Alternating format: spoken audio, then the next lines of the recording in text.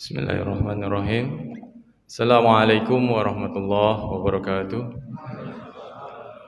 Alhamdulillahirabbil alamin. Alhamdulillahirabbil alamin. Salatu wassalamu ala asrofil anbiya'i wal mursalin wa ala alihi wa sahbihi ajmain. Rabbi israh li sadri wa yassir li amri wahlul 'uqdatam min lisani yafqahu qawli. Innama amruhu idza arada syai'an yaqula lahu kun fayakun. Fa bi ayyi ala'i rabbikuma tukazziban. Majjada wajada amma ba'd. Bersyukur kita kehadirat Allah Subhanahu wa taala dengan senantiasa mengucapkan alhamdulillahirabbil alamin karena atas limpahan rahmat, taufik, hidayah dan inayahnya pada akhir bulan Ramadan, 10 hari di bulan Ramadan ini, tepatnya di hari ke-23, kita masih diberikan kesempatan, kita masih diberikan nafas, kita masih diberikan keringanan kaki dalam melangkahkan badan kita menuju ke rumah Allah di masjid terdekat di sekitar tempat tinggal kita, utamanya di Masjid Jami ini yang alhamdulillah semakin diberkahi oleh Allah. Kemudian bersolawat kita kepada Rasulullah SAW dengan senantiasa mengucapkan dan menyampaikan keagungan Rasulullah. Allahumma sholli ala sayyidina Muhammad wa ala ali sayyidina Muhammad. Karena sesungguhnya kita semua mengharapkan syafaat dari beliau di yaumil akhir. Yang saya hormati Imam Syekh Masjid Jami, kemudian para guru-guru kami, para bapak ibu semuanya yang tidak bisa kami sampaikan satu persatu penghormatannya. Pada kesempatan pagi hari ini, izinkan kami bukan sebagai penceramah, tapi sebagai Dandim 0103 Aceh Utara, saya ingin menyampaikan sebuah tema terkait dengan fundamental kita dalam mencintai sebuah negara dan atau mempersiapkan bagaimana kita estafet pengganti kita nantinya. Kalau dalam kesempatan-kesempatan yang lain mungkin saya berdiri di depan bertausiah dengan berbagai tema, saat ini saya sengaja mendudukkan sebagai seorang dandim yang telah diamanahkan oleh Allah, dan saya akan menyampaikan sesuai bidang ilmu saya yang oleh banyak ulama, ini bukan hadis tetapi sudah terkenal di beberapa ulama, yaitu hubul waton minal iman. Mencintai sebuah negara sama dengan meningkatkan keimanan kita kepada Allah Subhanahu wa taala. Kenapa tema ini saya ambil? Mengingat 8 bulan insyaallah kami mendapatkan amanah di sini menjabat sebagai Dandim 0103 Aceh Utara. Saya cukup bangga terkait dengan militansi kita warga Lok Sumawe Aceh Utara tentang keagamaan. Terbukti ketika Al-Quran mau dibakar di beberapa negara, di negara Eropa sana, jamaah-jamaah yang tergabung dalam kelompok-kelompok tertentu yang ada di Lok Sumawe, ada GPS, ada SMS, dan jamaah yang lain, segera menyerukan untuk tidak setuju, bahkan melaknat dan lain sebagainya. Itulah militansi kita sebagai umat muslim, dan itu diakui tidak hanya di negara kita, negara Indonesia, bahkan sampai di negara nun jauh di sana. Pada saat saya bertugas di Jazirah Arab pun Aceh cukup diakui militansi agamanya. Karena layak disebut sebagai Serambi Mekah. Tetapi ketika saya mendalami 8 bulan di sini,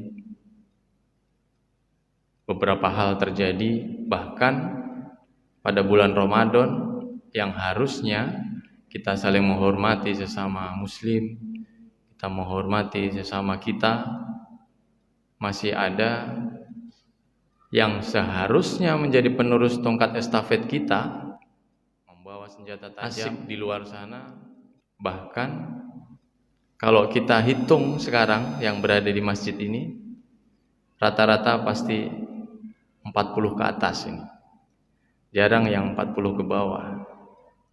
Itulah yang 8 bulan ini saya dengan Bapak Kapolres, kadang kita diskusi dengan Bapak PJ Wali Kota, dan di luar ini wilayah kami ada juga di Aceh Utara.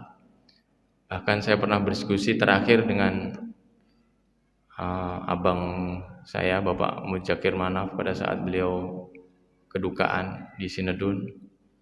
Diskusi apa? Diskusi tentang penerus tongkat-tongkat estafet kita ke depan.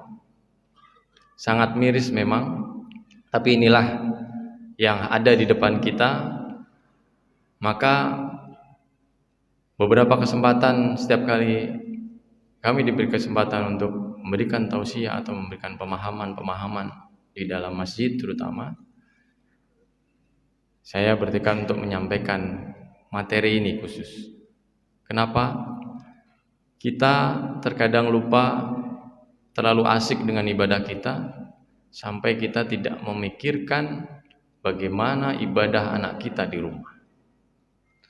Bagaimana mereka nanti menjadi penerus-penerus kita, bagaimana mereka nanti menjadi penerus-penerus bangsa ini apabila tidak kita siapkan dari sekarang.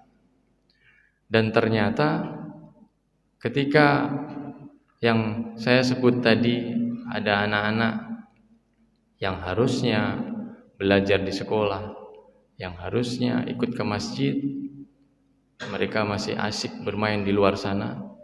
Bahkan Bapak Ibu semuanya, kita di bulan Ramadan ini, walaupun saf kita semakin maju, tetapi perlu Bapak Ibu ketahui, di lapangan-lapangan yang ada di sekitar Lok Sumawe, ternyata saat kita taraweh, di situ juga banyak kaum muda dan mudi yang sedang berkumpul-kumpul, tapi tidak melakukan sholat, tidak melaksanakan ibadah taraweh, ngobrol sana sini dan lain sebagainya. Ini merupakan fenomena yang harus kita hadapi bersama dan harus kita pecahkan, baik melalui konteks kita sebagai umat muslim, konteks kita sebagai orang tua, apalagi konteks kita sebagai seorang pemimpin kita. Perlu kita pahami bahwa kita adalah pemimpin di masing-masing keluarga, ulil amri di masing-masing keluarga. Rasulullah bersabda, yang diriwayatkan oleh Bukhari maupun Muslim, beliau menyampaikan bahwa taat kepadaku, kata Rasulullah, sama seperti taat kepada Allah. Tidak taat kepadaku atau durhaka kepadaku sama dengan durhaka kepada Allah. Itulah yang harus kita pedomani saat ini, dan itulah yang kita tularkan kepada anak-anak kita. Sudah saatnya kita menyampaikan kepada anak-anak kita untuk taat kepada kita. Tapi kita melihat lagi ada sabda Rasulullah yang lain. Jika kita ingin disayangi oleh anak-anak kita, jika kita ingin anak-anak kita taat pada kita, maka syaratnya gampang Bapak Ibu semuanya. Sesuai Rasulullah sampaikan, kita juga harus taat kepada orang tua kita. Sehingga apa maknanya? Sebuah reinkarnasi ini berjalan. Kalau bahasa mudahnya adalah apa yang kita tanam, itu yang kita petik. Kenapa para ulama terlahir sebagai risalah penerus Rasulullah SAW? Ternyata beliau juga terlahir dari rahim-rahim atau dari orang tua yang memang taat kepada Allah. Sehingga ini yang saya sampaikan kemarin kepada beberapa orang tua, bagi putra-putra kita atau anak-anak kita, generasi penerus Lok Sumawe dan Aceh Utara yang membawa senjata tajam, yang berkelahi di luar sana, pada saat kita asik atau kita istiqomah dalam melaksanakan ibadah di masjid, melaksanakan iktikaf, mereka asik bermain juga di luar sana dengan ternyata gelas mereka kotor, Bapak Ibu semua. Pada saat disampaikan, kenapa tidak ke masjid? Kenapa tidak melaksanakan ibadah? Apa jawaban mereka, Bapak Ibu? Itulah yang mereka lihat pada saat mereka di rumah. Kadang kita bisa menyuruh atau bisa menekan kepada anak-anak kita untuk melaksanakan sholat, tapi tanpa kita sadari, mereka melihat kita tidak melaksanakannya. Semoga anak-anak tersebut, saya yakin bukan putra-putri Bapak Ibu semua yang ada di masjid ini.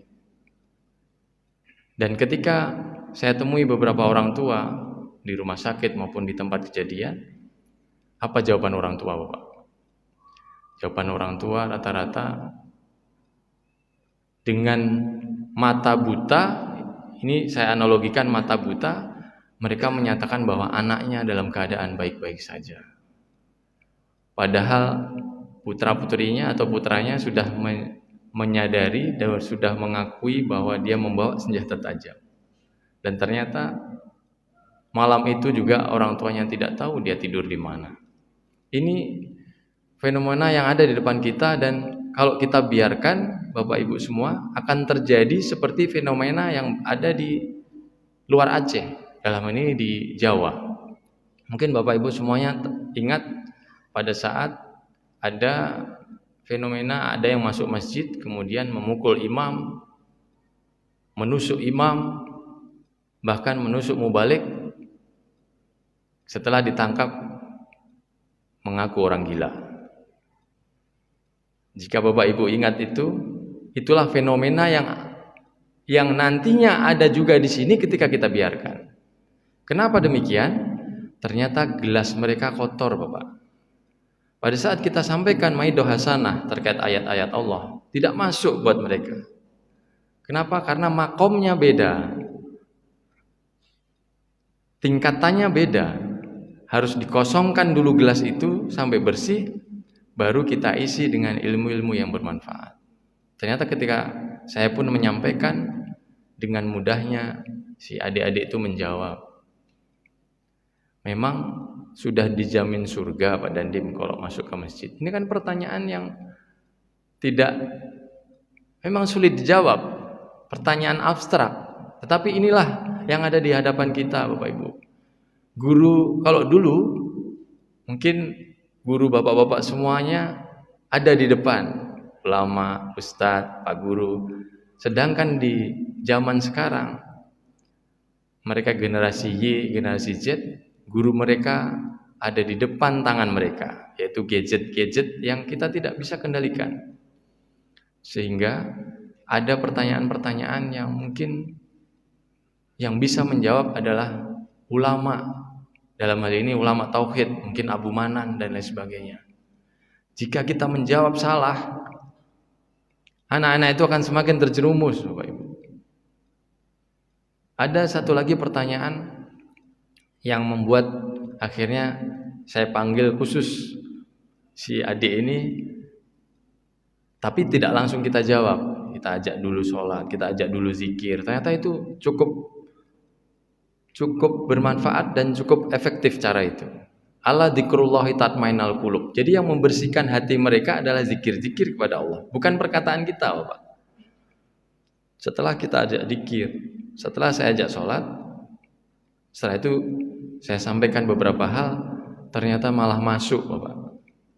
Masuk itu dia menangis, kemudian mengakui kesalahannya. Yang awalnya dia pun menjawab yang seperti tadi. Bahkan Pak Dandim kan seorang maling atau seorang pencuri pun kan dikabulkan sama Allah. Ini kan pertanyaan tauhid ini. pertanyaan yang sulit dijawab ketika kita tidak menguasai ilmunya. Allah kan mengabulkan juga Pak Dandim. Kalau orang berdoa jelek, Allah kan mengabulkan juga. Inilah yang ada di depan kita Bapak Ibu semuanya, yang harus kita alami menjelang hari akhir. Anak-anak kita dulu, mungkin kita dulu dikasih tahu sama orang tua, begitu jangan ke sana, nggih atau iya Bapak. Kalau sekarang menjawab, Pak, kenapa nggak boleh ke sana Pak? Sementara kita tidak bisa menyiapkan jawabannya. Hubul waton minal iman. Inilah saatnya kita sampaikan kepada mereka untuk mencintai negara kita, mencintai orang tua. Sudah jelas ridha Allah, ridha walidain.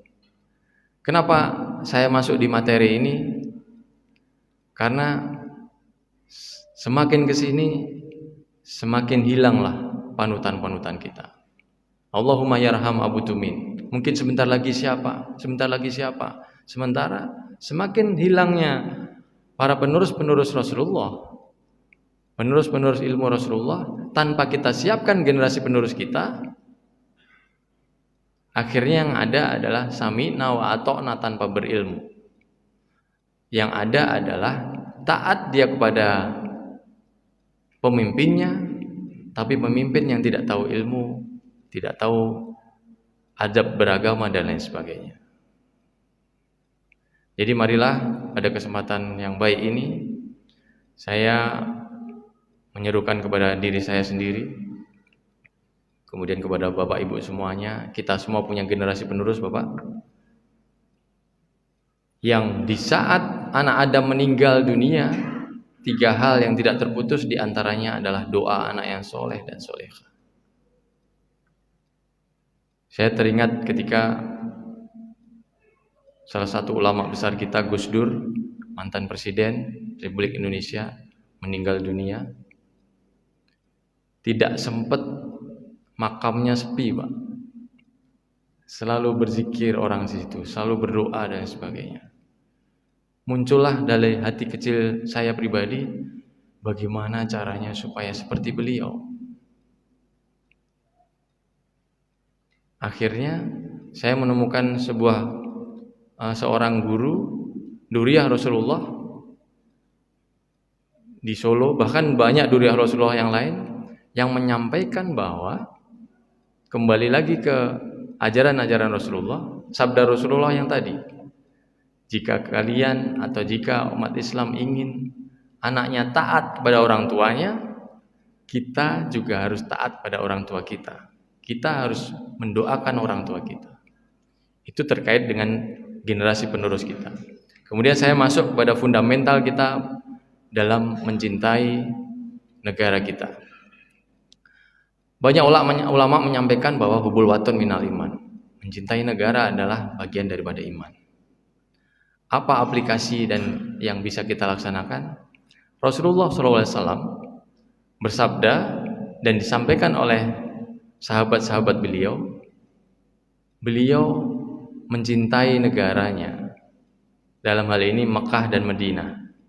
Pada saat Rasulullah pergi menjauh dari Madinah, kemudian naik onta kembali ke Madinah, beliau mempercepat langkah onta beliau.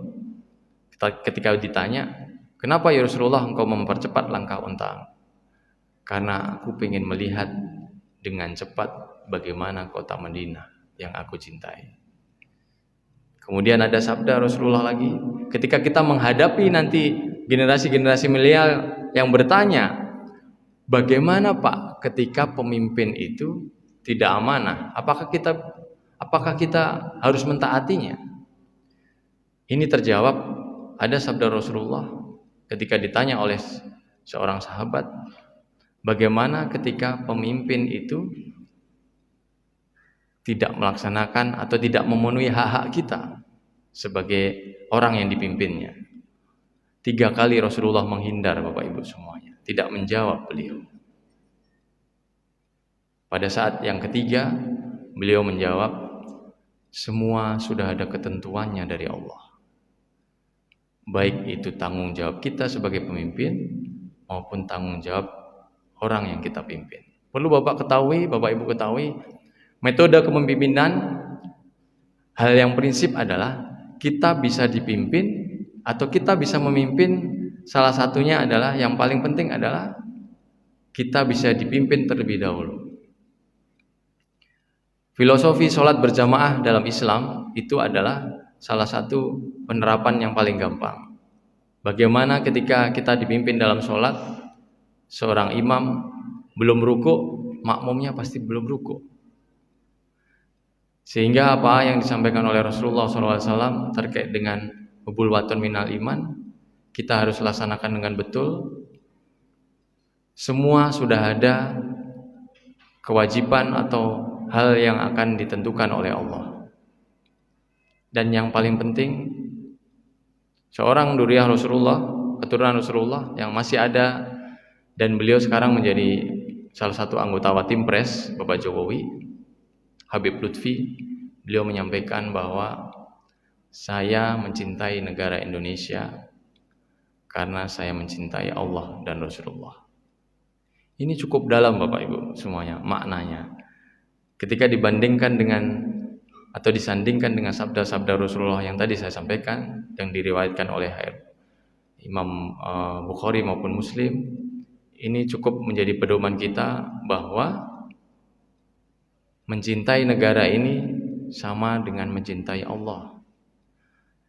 Ada salah satu kunci yang penting, ada sabda Rasulullah yang lain adalah, kecuali pemimpin itu melaksanakan hal yang di luar agama di depan mata kita sendiri. Tetapi ketika tidak di depan mata kita, kembali lagi ke sabda Rasulullah yang sebelumnya, semua sudah ada ketentuannya dan dipertanggungjawabkan masing-masing di hadapan Allah. Ini pernah saya temui pada saat saya masuk di negara yang kemarin cukup heboh, Indonesia, ketika ada mau dilaksanakan sepak bola U20 yang Israel masuk di dalamnya. Kenapa Indonesia mengisyaratkan untuk tidak setuju, tetapi ada pro kontra di situ? Perlu Bapak Ibu ketahui bahwa ini merupakan pengetahuan juga buat kita. Terkadang kita harus memegang ilmu agama, tetapi terkadang kita harus juga memahami bahwa Indonesia adalah negara yang berdasarkan Pancasila dan Undang-Undang Dasar 1945, yang di situ diatur bahwa Indonesia sampai dengan saat ini menganut bebas aktif. Dan ada dua negara yang sampai dengan detik ini Indonesia tidak memiliki hubungan diplomatik, yaitu Israel dan Taiwan. Kenapa demikian? Karena Israel masih melakukan penjajahan terhadap Muslim, yaitu negeri Palestina. Ini cukup fundamental kemarin. Saat terjadi pro dan kontra, hanya untuk memasukkan sepak bola ke dalam, memang itu sepele, Pak. Tetapi ketika itu terjadi, fundamental kita sebagai sebuah bangsa akan terkorbankan di situ. Kenapa Rusia dengan Ukraina ketika didatangi oleh Indonesia semuanya sama-sama menerima? Karena Indonesia terbukti adalah negara yang diterima oleh semua pihak, Bapak Ibu. Memang kita tidak punya kawan, tetapi kita juga tidak punya lawan. Politik bebas aktif ini cukup berdampak. Ada dampak positif dan dampak negatifnya. Ini perlu kita ketahui bersama, dan sudah saatnya kita semakin mencintai negara kita. Kenapa? Karena sesungguhnya Indonesia ini sebenarnya sendiri, Bapak Ibu. Banyak negara-negara di samping Indonesia, contoh Malaysia. Malaysia memiliki fakta pertahanan FPDA namanya, Bapak. Kami sampaikan di sini biar Bapak Ibu paham bahwa kenapa Indonesia pada saat diusik-usik Malaysia, Indonesia terkesan tidak melawan. Ini adalah kecerdasan sebagai sebuah bangsa, pemahaman kehidupan berbangsa dan bernegara, bahwa Indonesia dari awal tahun 1945 didengungkan oleh Bapak Soekarno dan tokoh militer waktu itu Jenderal Sudirman, bahwa Indonesia menganut politik bebas aktif. Tidak ada kawan dan tidak ada lawan. Pilihan tersebut sampai dengan saat ini, akhirnya kenapa ketika berselisih dengan Malaysia menyebabkan kita nanti berdampak yang lebih besar? Karena Malaysia memiliki fakta pertahanan, Bapak. Kita nggak punya. Malaysia memiliki fakta pertahanan yang namanya FPDA, Five Power Defense Arrangement. Di situ ada Swiss, di situ ada Inggris, di situ ada Australia, dan di situ ada Singapura. Yang klausul di dalamnya mengatur bahwa ketika ada negara yang bersinggungan dengan negara fakta pertahanan tersebut, maka tanpa rapat lagi negara-negara yang lain bisa ikut menyerang negara tersebut. Sementara di dalam FPDA itu ada Inggris. Inggris masuk dalam fakta pertahanan NATO, Bapak Ibu. Sehingga ketika terjadi bentrok yang lebih keras lagi, sudah barang pasti NATO akan menyerang juga kepada Indonesia. Ini hukum pasti, Bapak. Inilah makna kita harus mengetahui bagaimana hukum-hukum dalam internasional dan kebangsaan. Untuk itu, salah satu ulama menyampaikan bahwa jika kita yang paham terhadap agama diam, maka orang yang memimpin negara kita nanti adalah orang-orang yang zalim, Bapak Ibu. Sehingga biarkan saja Bapak Ibu semuanya, ketika ada kita yang memahami tentang agama untuk menjadi pemimpin, itulah pemimpin yang nanti diharapkan membawa Indonesia baldatun thayyibatun wa rabbun ghafur, insyaallah. Mungkin itu saja Bapak Ibu semuanya yang dapat kami sampaikan. Satu hal lagi yang paling penting, penerus generasi kita harus kita siapkan,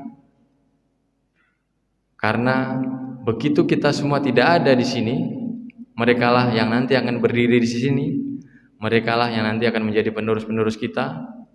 Dan bisa kita bayangkan ketika mereka kosong, maka prediksi bahwa Indonesia tidak ada lagi akan menjadi kenyataan, Bapak. Jadi marilah kita isi diri kita sendiri, kita isi generasi penerus kita.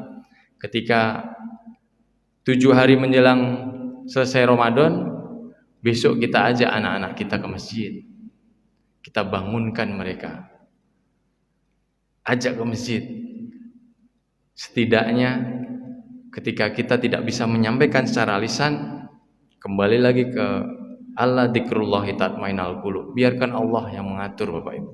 Ketika dia berzikir setelah selesai sholat, tanpa kita sadari, mereka akan berubah dengan sendirinya. Mungkin itu saja Bapak Ibu yang kami sampaikan.